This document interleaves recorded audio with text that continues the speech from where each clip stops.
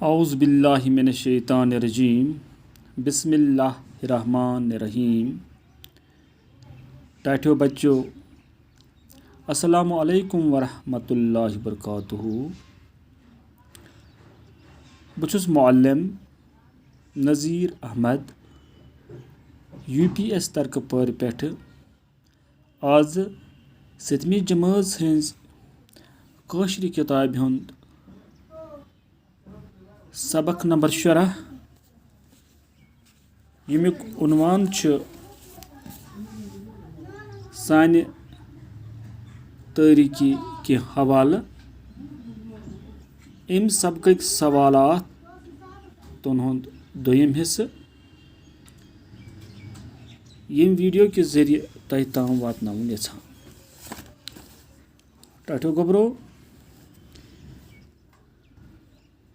सवाल मिसाल वुचित बनवियो ब्रैकेटस मज दिन आमतन लफ्जन हंद मदद सत जुमल।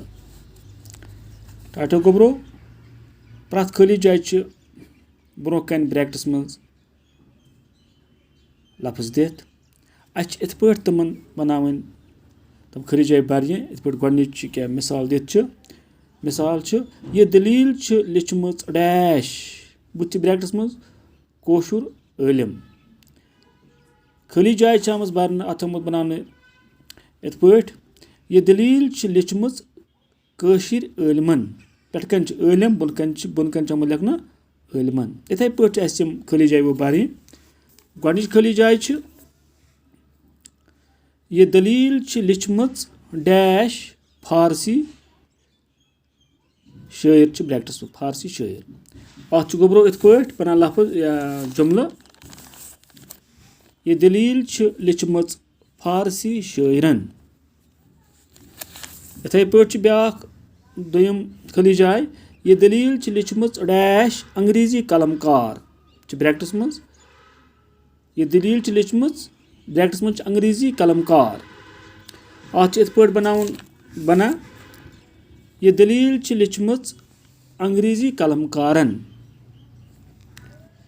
इथे पे ब्या त्रेम यह दलील लिचमच ब्रैकेटस मज रूसी सयाह अत इत पे बनावन यह दलील लिचमच रूसी सयाहन।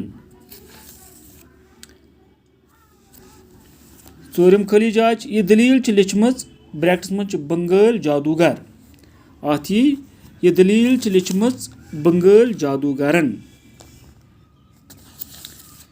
इथे पे पांचम खाली जाय यह दलील लिचमच डैश पंजाबी प्रोग्राम साज यह दलील लिचमच अत बन इत पे यह दलील लिचमच पंजाबी प्रोग्राम साजन। टाठियो गोबरो ब्या सवाल लफ्ज रलवित बनवियो सही तो मानेदार जुमला। इत पे तहज किताब हंदिस सबक नंबर पेज नंबर 153 पे सवाल नंबर 3 मे थमित जुमला बनत तम इत पे बना गोडनिक जुमला बन बुमुर तो ललुर अख दलील। दोयम जुमला बना कलम तो दवात लेखनक चीज। त्रेयम बनस वंद तो रेतकोल ज मौसम। टाठियो गोबरो अथ सत वोत यह सबक आज अंत यमुक उन्वान सानि तवारीकी के हवाले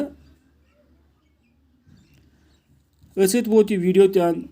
बिहु खुदाय सवाल दियो इजाजत। अल्लाह हाफिज।